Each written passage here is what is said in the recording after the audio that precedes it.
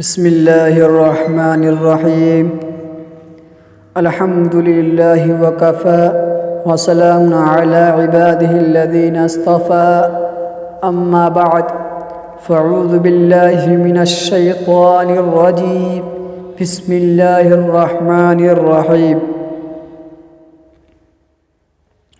حافظوا علی الصلوات والصلاة الوسطى وقوموا للہ قانتین صدق اللہ العظیم۔ محترم حاضرین جلسہ،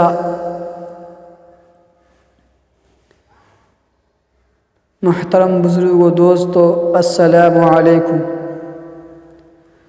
میں اصل موضوع پر کچھ عرض کروں اس سے پہلے ایک واقعہ توجہ سے سن لیں۔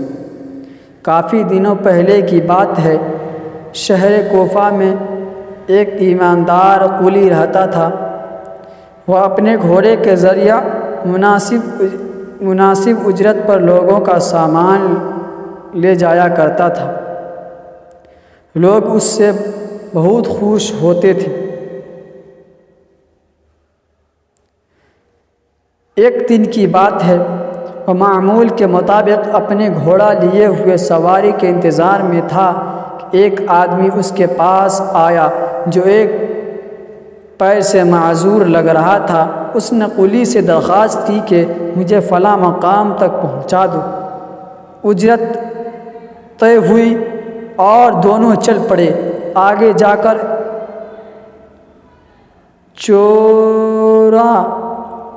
چوراہا ملا۔ آدمی نے کہا اس راستے سے چلتے تو بڑا اچھا ہوتا، یہ راستہ میرا جانا پہنچانا ہوا ہے۔ قولی نے اس کی بات مان لی۔ چلتے چلتے راستہ میں ایک جنگل ملا۔ وہ آدمی اچانک گھوڑے سے کودا، تلوار نکال کر قولی کے سامنے کھڑا ہو گیا۔ قولی یہ منظر دیکھ کر ہکا بکا رہ گیا۔ اس کے پیروں تلے زمین نکل گئی۔ وہ نہایت عاجزی سے بولا، بھائی میرا سب کچھ تم لے لو اور مجھ کو چھوڑ دو، میں کسی سے تمہاری شکایت نہ کروں گا۔ مگر ڈاکو نے ایک نہ سنی اور کہا کہ سامان تو میرا ہے ہی، میں کچا کام نہیں کرتا کہ تجھ کو چھوڑ دوں اور بعد میں تو بدلہ لے لے۔ قولی نے پھر عاجزی کی کہ اچھا مجھے 2 رکعت نماز کی مہلت دے دو، پھر جو جی میں آئے کرنا۔ آدمی اس پر راضی ہو گیا۔ قولی نے فوراً نیت باندھ لی، اللہ سے عاجزی کی۔ اس کی آنکھوں سے زارو قطار آنسو جاری ہو گئے۔ اچانک ایک دوسرا گھوڑا سوار نمودار ہوا۔ اس نے ڈاکو پر حملہ کر دیا۔ ڈاکو کو گرا اور ٹرپنے لگا۔ دیکھتے ہی دیکھتے اس کے بدن سے آگ کے شعلے نکلنے لگے اور آگ کی آن بان اس کا کام تمام ہو گیا۔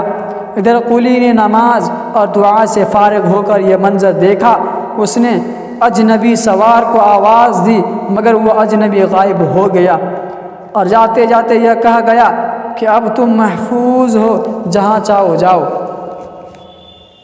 یہ ہے نماز اللہ کے سامنے گریہ وزائی کی برکت۔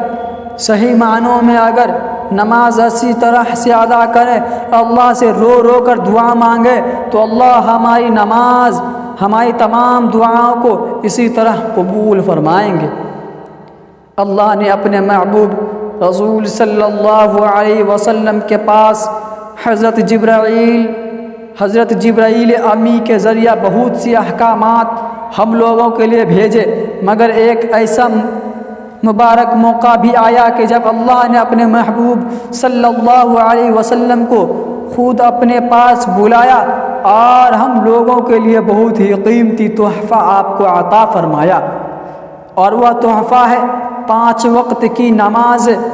یہ تحفہ کتنا اہم ہے کہ اللہ نے خود اپنے محبوب کو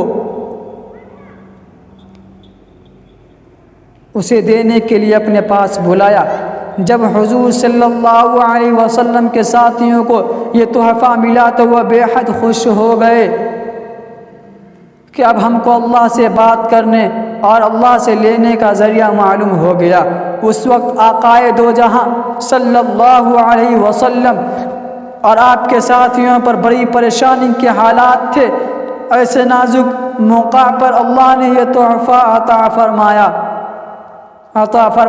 مگر آج ہم مسلمانوں کا کیا حال ہے؟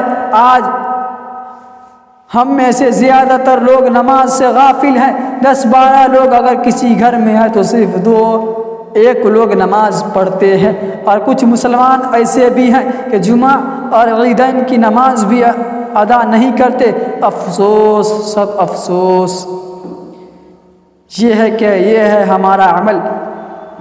بھلا ہم کیسے اللہ کی مدد اور نصرت حاصل کر سکتے ہیں جبکہ دن و رات اللہ کی نافرمانیاں کر رہے ہیں؟ نماز آقا صلی اللہ علیہ وسلم کی آنکھوں کی ٹھنڈک ہے، اور ہم نماز کو ادا نہ کر کے آپ کو تکلیف پہنچا رہے ہیں۔ ہم کیسے امتی ہیں؟ ہم کتنے بڑے مجرم ہیں۔ اللہ ہماری اب تک کی کوتاہی کو معاف فرمائے، آمین۔ وآخر دعوانا ان الحمد للہ رب العالمین۔